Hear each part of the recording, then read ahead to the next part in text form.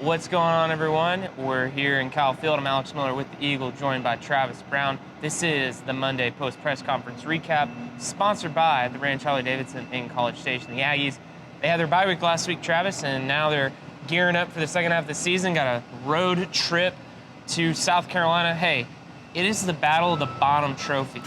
The battle. You and me of the are Bonham the keepers of the Bonham Trophy, so it's fitting that we talk about it before we start our video here. And you know what? Max Wright. You pulled a me right there. I know. I pulled a C. So Max Wright, A&M's tight end, he mentioned the Bonham Trophy. He said he thought it was cool. It was in the Alamo. So it's good to hear that the players actually know about it this year, because we've seen in seasons past we can't take that much credit. I believe Alan Cannon, one of the head SIDs, talked to him about it right before the press conference started. So can't take too much credit for that. Well, Travis, pretty short and sweet press conference today from Jimbo Fisher, a couple players. Biggest thing of note, maybe just kind of where A&M's at their quarterback situation. Haynes King played the entire game against Alabama. Clearly kind of was favoring one of those feet. And kind of give an update on where A&M's at with Haynes and potentially Connor Wegman, too. Sure. Haynes, he said, will be ready to go for Saturday's game. Didn't really do any of the gamesmanship of the we'll see. He just said he's good to go. So you should expect to see Haynes King starting the game at South Carolina. Said he's liked where Connor Wegman has advanced. He's taking more reps because, of course, Matt Johnson is also out with the injured throwing hand. And a bunch of the players said that they would feel confident if Connor Wegman came in and had to run the show. I thought it was interesting. He said Connor Wegman is a guy who likes to have fun and kind of keeps it loose, which is probably a good thing from a young quarterback. You don't want to see him tense or nervous or uptight in there. He keeps it loose, and they said he's really smart, knows the playbook, and moves forward. Jimbo Fisher declined to say if Connor Wegman could see any specific drives in the game to get him some experience or anything like that. He says he doesn't know, but from every indication that we have so far, it's going to be Haynes King's job, and he'll be leading the offense on Saturday at South Carolina. You know, our good pal Robert Cessna asked Jimbo, did Haynes play better, graded out better against Alabama than he did the first two games that he started, and if so, why?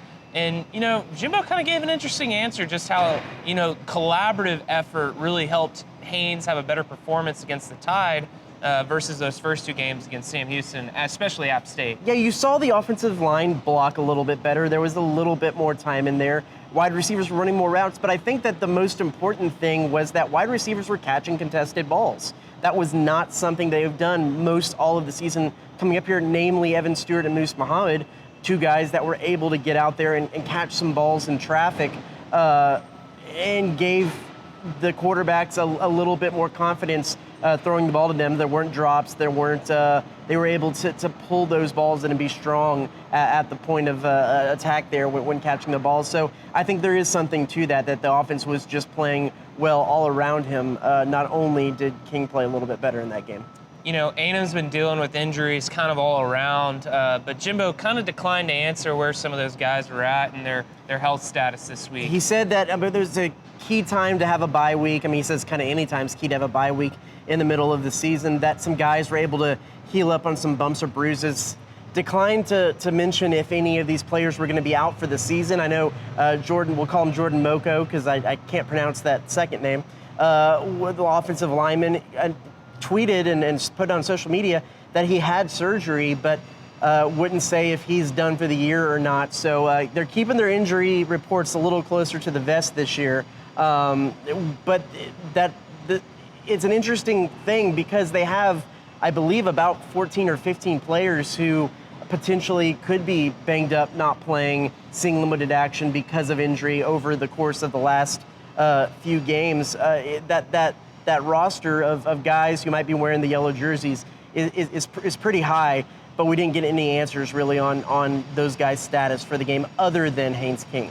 A guy that had stepped up against that in that Alabama game due to some injuries and just some depth, Cam Dewberry, true freshman, he stepped in at guard there in that second half. Jimbo said he graded out pretty solidly. Curious to see if he'll play this weekend. Yeah, I think that he was able to do pretty well coming in there on the left side of that offensive line. I think the right side is where they have the most veteran presence, where they've been able to have probably a little bit more success. But for the most part, talking through that game, there wasn't a whole lot of times where you had to think about who was in on the offensive line. They were working pretty decently well, and I think that's as good as you can say for this offensive line compared to where they've been at other times in the season. So, yeah, pretty good effort by the offensive line as a whole. Hey, and a guy that A&M got back against Alabama, McKinley Jackson at defensive tackle, I mean, he was a guy that everybody thought was going to be the leader of that defensive front coming into this season, and that was the first time he got into play this year with that arm injury. Yeah, and I think it made a difference. I think that's one of the reasons why Fadil Diggs was able to have a pretty big game, because there was two playmakers on the defensive line there that the offensive line had to account for. I think that the pressure that McKinley Jackson put on opened up some opportunity for Fadil Diggs, and that's why he was able to get in there and force two of those fumbles and create some pressure back there. On the other side of the ball, on South Carolina's side, they have Spencer Rattler, a guy who is familiar with this area of the country, being formerly at Oklahoma. Antonio Johnson gave a pretty detailed answer on what they're expecting from him and what he's been able to study so far. Yeah, Spencer Rattler's thrown, I think, 8 interceptions so far this year, and Antonio said that Spencer's a good player, but sometimes maybe he trusts his arm a little too much, and he's looking forward to maybe having some of those 50-50 balls where A&M's defensive backs can try and go make some plays, force some turnovers. We saw when A&M played Alabama how critical those turnovers were for them to stay into that game, and how critical not being able to get turnovers was in not being able to keep pace against Mississippi State the week before.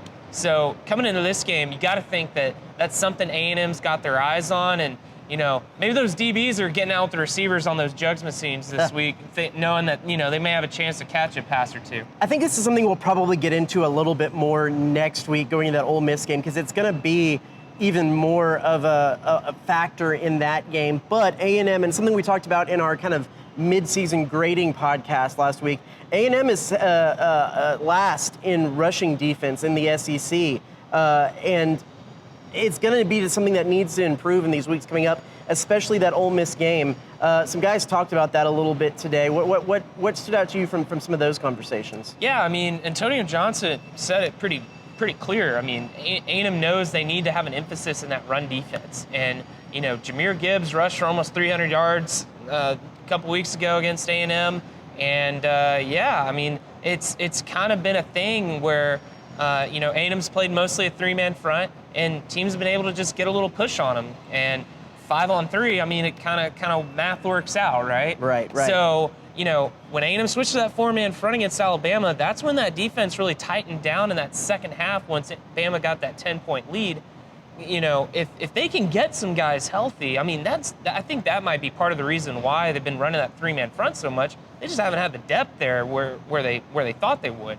So, having a guy like McKinley Jackson back, maybe getting a guy like Albert Regis potentially, some of these other guys, could that allow A&M to run that 4-man front and be more of a wall up there in that box against some of these teams that know A&M's been susceptible to the run? Maybe it could take advantage of it. And like I said, we'll dig real deep into that when they're going against Ole Miss and the rushing attack that they have. But that's all the time we have here today. Be sure to continue checking theeagle.com. We'll have Ben Portnoy from the state later on to look at that South Carolina angle and everything that they bring to this game. And be sure to check, again, theeagle.com, myaggienation.com for all our content this week leading up to that game after the bye week. Thanks, everyone, for watching. We'll talk to you again soon.